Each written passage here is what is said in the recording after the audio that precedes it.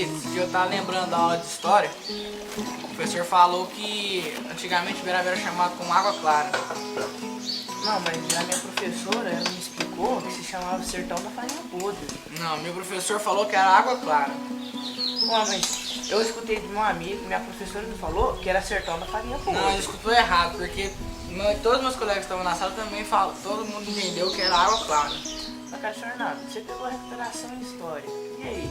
Mas mesmo assim, eu prestei atenção. O que tá acontecendo, gente? O que tá acontecendo? O João Vitor tá falando que o Uberaba antigamente era chamado como Sertão da Farinha Podre. E eu tô falando que era como Água Clara.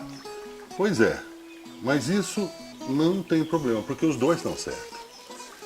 Na verdade, Uberaba quer dizer águas claras e cristalinas. Mas naquele tempo, quando eles começaram a descobrir aqui, todo aquele arraial que foi montado foi conhecido como Sertão da Farinha Podre. Vocês querem conhecer essa história? Então vamos lá. Me ajuda aqui. Enquanto isso, nós vamos tomando um cafezinho e vamos mostrar um pouco dessa história. Pode ser? Vou pegar esse farelo de milho aqui e vamos esparramar aqui pra gente conversar. Pode comer.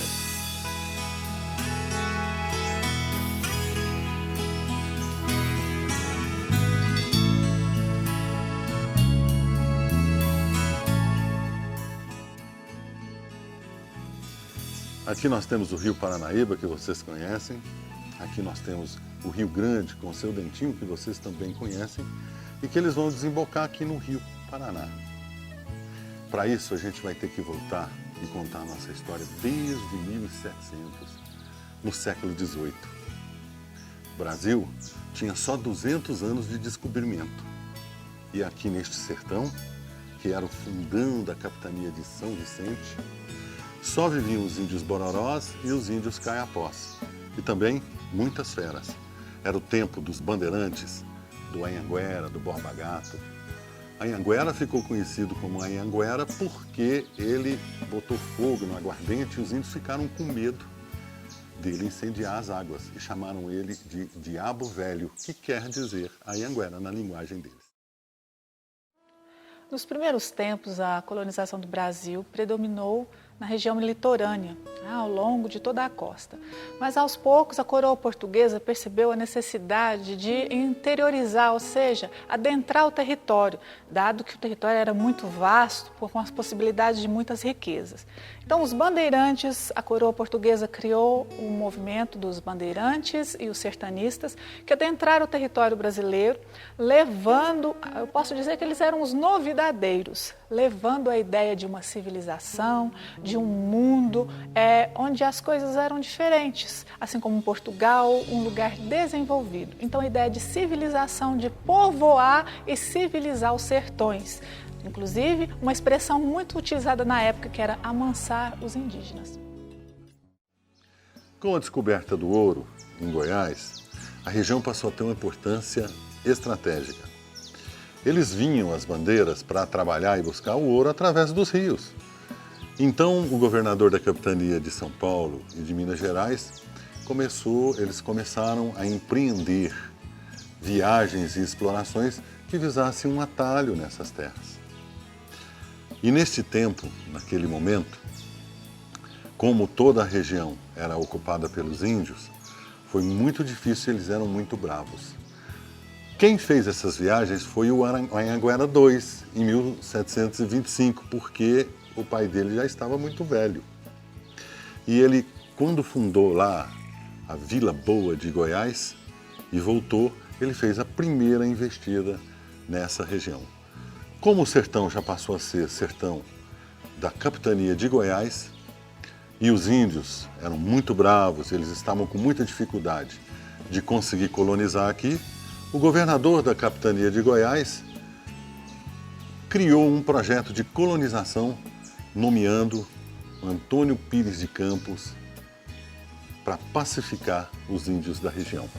Então, ele veio até aqui e desenvolveu aqui uma viagem, colocando uma aldeia de cada lado, cortando este velho sertão que ficou conhecido como Sertão da Farinha Podre. Quando os bandeirantes entraram pela região do Triângulo Mineiro, eles encontraram aqui os índios Caiapós e os índios Bororós. E isso gerou um conflito com os bandeirantes. Então eles nomearam um português chamado Antônio Pires de Campos para fazer todo o policiamento da região. E isso causou um conflito muito sério na região, porque os bandeirantes utilizaram dos índios Bororós para lutar contra os Caiapós. E isso provocou um extermínio completo na região das populações indígenas, visto que em 1820 havia só 8.000 índios na região. Em 1870, conforme documentos da ata da Câmara Municipal, não havia mais índios aqui. Como eu falei para vocês, nós estamos falando de capitanias hereditárias. Naquele tempo, o Brasil era colônia de Portugal e o sistema político era dividido em capitanias hereditárias, não eram estados. Como eu disse, nós estávamos na capitania de Goiás, capitania de Minas Gerais, de São Vicente, e descobriram ouro na região onde hoje fica a cidade de Sacramento. E lá atraiu muita gente e foi fundado lá pelo cônego Hermógenes Braunschweig Casimiro de Araújo, o julgado do desemboque, que tem muita importância na fundação e na história de Uberaba. O desemboque, no nosso mapa, fica localizado exatamente aqui. Naquele tempo, a capital do Brasil era Salvador, que depois foi para o Rio de Janeiro, que depois foi para Brasília. Junto com aquele momento e aquele período acontecia a Inconfidência Mineira, que eu sei que vocês já estudaram. Desemboque foi um arraial que surgiu às margens do Rio das Velhas, atual Rio Araguari, nas terras do atual município de Sacramento. E esse arraial surgiu ali e se desenvolveu consideravelmente para as circunstâncias da época por causa do ouro que existia e era explorado no leito do próprio rio. Esse arraial se desenvolveu tanto que dele começaram a surgir bandeiras e entradas a oeste, onde existia apenas, correndo a Marta Virgem, a Via Anguera. Aí nesse lugar é que essas bandeiras vieram no começo do século XIX. E daqui é que surgiram as cidades de Uberaba, Sacramento, Conquista.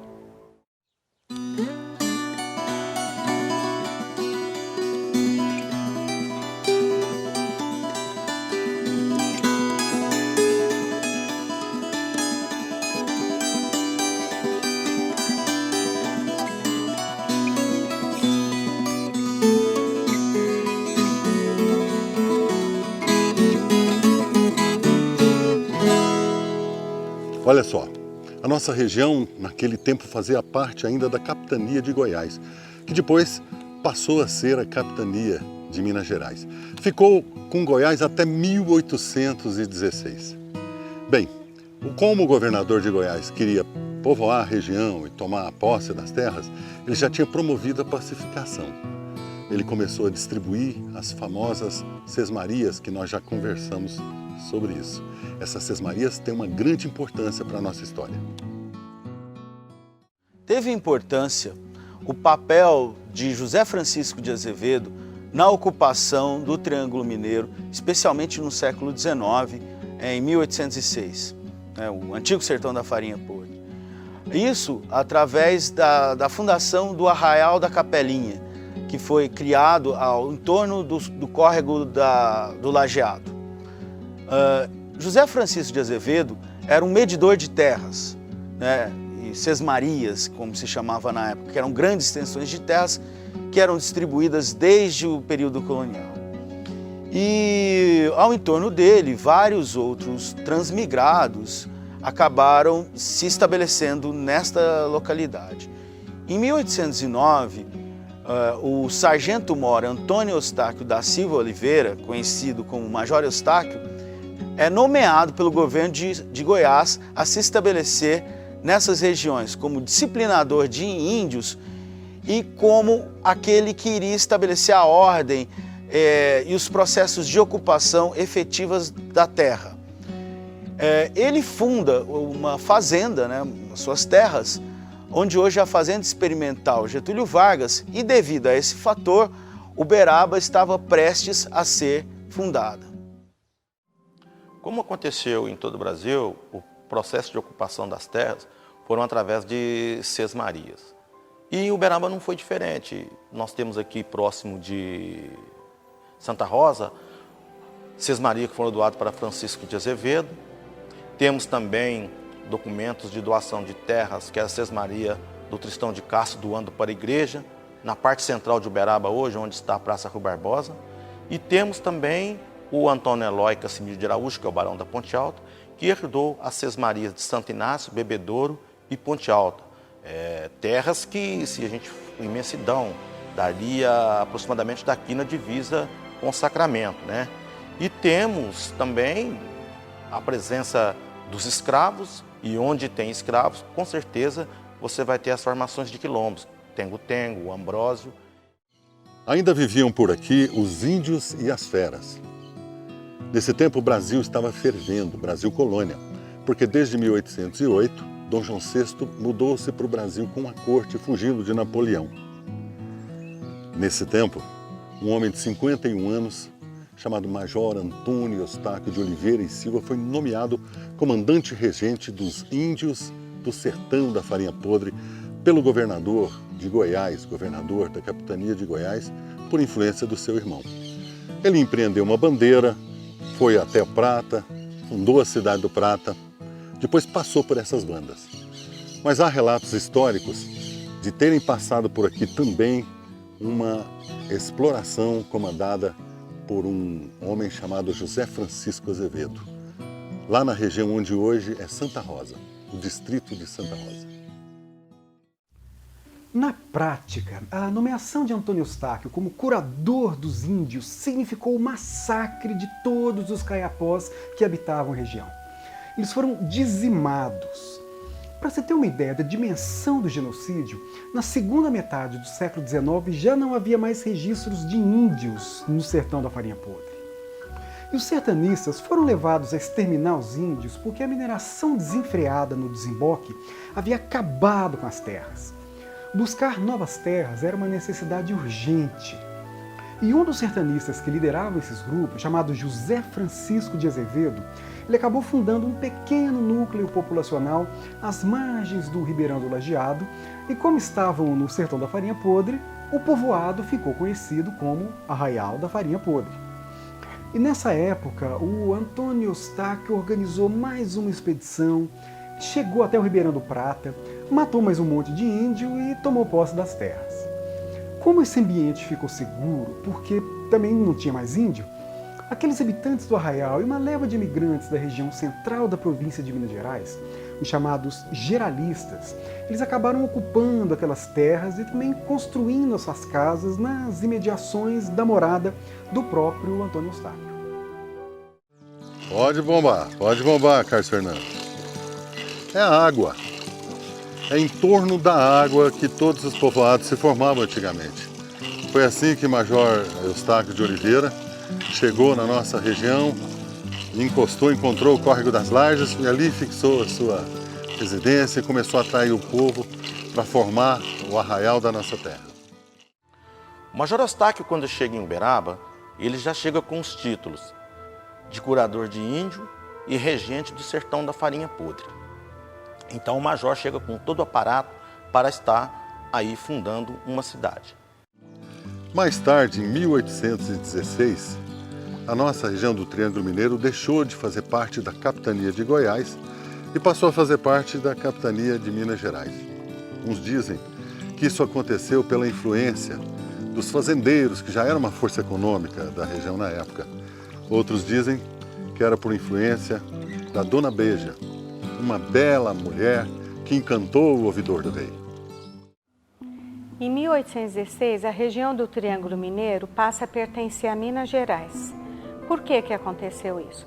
Os fazendeiros prósperos da região do Triângulo Mineiro fizeram abaixo-assinado para o rei Dom João VI para que o Triângulo passasse a pertencer a Minas Gerais. e isso aconteceu. Mas tem uma outra explicação que mistura mito com realidade. É o caso da Dona Beija, que ela interferiu na passagem do Triângulo Mineiro para Minas Gerais, porque ela tinha como amante o ouvidor e esse interferiu junto ao governo de Dom João VI. O local escolhido por Major Eustáquio, na beira do Córrego das Lajes, foi definido porque se localizava no val das 7 colinas. Cada colina dessa tinha uma fonte e água não podia faltar. Mas há controvérsias, se eram 7 ou 6 colinas. A partir do momento que o Major Eustáquio ele escolheu um lugar propício para estar se instalando, que Uberaba é formado por colinas, né? Colinas e córregos, vamos dizer assim. Então, uma das escolhas foi essa abundância de água, fauna e flora, vamos dizer, né? Nesse sentido. Então, em 1880, o Borges Sampaio ele faz um estudo, que foi um recenseamento, e ele detecta apenas 6 colinas, né? Que são da Badia, São Benedito, Mercês, Leblon, Estados Unidos e Boa Vista. A partir do século XX, o Hildebrando Pontes já cita a colina do Fabrício, e o bairro Boa Vista foi dividido. Aí que se cria a colina do Fabrício, passando então Uberaba a ter 7 colinas. Quer dizer, hoje o tamanho que a cidade está, será quantas colinas que existem? Em meados de 1812, o capitão Antônio Eustáquio da Silva Oliveira, futuro Major Eustáquio, saiu do desemboque numa, justamente, bandeira e, viajando a oeste, aqui na confluência do Córrego das Lajes com o Rio Uberaba, ele se estabeleceu, se afazendou. E alguns anos depois, construiu um retiro ali na esquina da Praça Rui Barbosa com a Rua Arthur Machado. E essa construção desse retiro é o início da fundação de Uberaba, porque ele fez isso de propósito. Mas não se tem a data ainda, é por volta de 1815. 5 anos depois, por trabalho dele e do seu primo, o cônego Hermógenes, vigário lá do desemboque, Uberaba foi, que ainda nem tinha nome, não era oficializado, foi elevado à freguesia no dia 2 de março de 1820, por decreto de Dom João VI. A partir daí, essa data importantíssima comemora-se desde alguns anos o Dia de Uberaba, pela importância da data, que é a data mais antiga e oficial e documentada da história de Uberaba. É bom lembrar que 2 anos depois, o Brasil conseguiu a independência. Na verdade, foi proclamada a independência por Dom Pedro I. Há relatos também de que naquele tempo, quando Major Eustáquio começou o arraial, já existiam comunidades quilombolas, apesar de terem vindo com ele também alguns escravos, a força negra na construção da nossa terra. Mas em 2 de março de 1820, Major Eustáquio conseguiu de Dom João VI a elevação do arraial à freguesia de Santo Antônio e São Sebastião. E essa data passou a ser a data que nós comemoramos o aniversário da cidade. Uberaba experimentou um grande desenvolvimento. Em 1856, subiu à categoria de cidade. Após a abolição da escravatura, a chegada dos imigrantes também representou um grande marco de desenvolvimento para a cidade, para a nossa povoação e também com a chegada do trem de ferro. O final do século XIX foi muito importante para a nossa região. Isso se deu após a abolição da escravatura e a chegada do trem de ferro. A Mogiana trouxe também o telégrafo, barateou os transportes e a própria movimentação de viajantes, estimulou os hotéis, teatros, cafés, restaurantes e acabou provocando algumas melhorias urbanas, como o sistema de calçamento, iluminação pública e algumas outras melhorias para a cidade. Também a gente tem que considerar a introdução do zebu e as primeiras importações desse gado trazidos da Índia, além da chegada dos imigrantes que puderam fundar suas casas comerciais ao entorno da Praça Rui Barbosa, na atual Rua Arthur Machado, a antiga Rua do Comércio, e trazer consigo novos hábitos, novos costumes e atividades econômicas. Nesse mesmo tempo, nós temos também a chegada de ordens religiosas e fundação de escolas e do Instituto Zootécnico, que foi o primeiro instituto superior de educação superior na região do Triângulo Mineiro. Uberaba já era reconhecida como uma importante cidade no interior do Brasil. Conhecida anteriormente como Sertão da Farinha Podre, Uberaba era a princesinha do sertão. A partir de 1910, a saga do Zebu e a ação empreendedora de seus habitantes garantiram grandes riquezas para a região. Por conta da qualidade das terras, todo mundo queria ter uma sesmaria na região. E naquele tempo, no meio do sertão inabitado, as terras eram simplesmente doadas ou vendidas por um preço irrisório. Para homens de prestígio, naturalmente, que tinham amizade com as autoridades.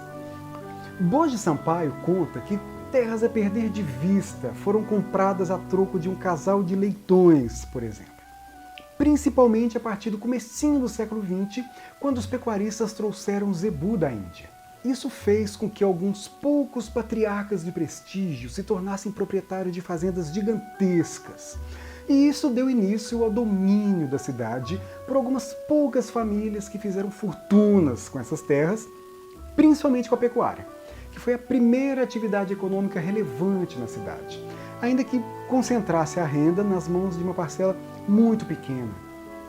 Mas por causa da necessidade de estimular o comércio de gado, os fazendeiros começaram a se preocupar com a criação de vias de acesso à região, primeiro pelas estradas e também pelos rios. E muitos mercadores passaram a frequentar a cidade, e isso estimulou o intercâmbio entre o interior paulista, Goiás e Mato Grosso. E finalmente, com a vinda da Mogiana em 1889, Uberaba alcançou seu auge urbano e comercial. Uma das linhas de atuações hoje importante para a cultura, nacionalmente e em Uberaba, é o resgate da identidade e da memória. Isso no sentido de fortalecer a nossa cidadania enquanto povo. Para tanto, a gente precisa se conhecer, saber por que a gente se alimenta de certa forma, por que a gente tem comportamentos distintos de outras cidades, de outras regiões. O nosso modo de falar, o nosso modo de viver faz parte da nossa identidade, que não é de ontem, é de toda uma história de 195 anos, que é o aniversário de Uberaba. A importância da Fundação Cultural estar apoiando o projeto Minha Terra, Minha História é justamente para a gente contribuir. Nesse momento que Uberaba comemora 195 anos, o resgate da nossa história e da nossa identidade e deixar um pouquinho dessa contribuição de forma educacional para que todas as gerações possam se conhecer e possam conhecer o nosso povo de uma forma muito bacana, que é através do vídeo. Uberaba, nos seus quase 200 anos, uma cidade construída com suor, lágrimas e muitas vezes com o sangue de muitos uberabenses. Cidade única, cidade que conseguiu construir uma raça zebuína para o Brasil e para o mundo.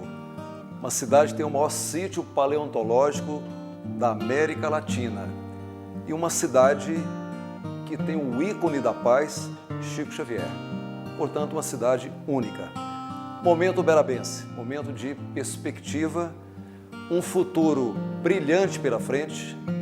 325 mil pessoas estão aqui na nossa cidade, ajudando a construir nesse momento e com a perspectiva de um crescimento extraordinário pela sua localização, pelo seu potencial. E é isso que nós esperamos dos uberabenses e é isso que nós esperamos da nossa Uberaba, que realmente seja essa cidade alegre, uma cidade que dá oportunidade para a sua gente, uma cidade em que confiamos no seu futuro, confiamos na sua gente. Bem, gente, essa é uma pitadinha da nossa história, a história da nossa terra. Terra que tem jabuticaba, que tem mangas sabinas nos quintais, terra que tem fruta do conde, terra de gente guerreira e de gente faceira de bom coração. Minha terra tem jabuticaba, tem mangas sabinas nos quintais, Tem fruta do conde onde a lembrança é feito esperança.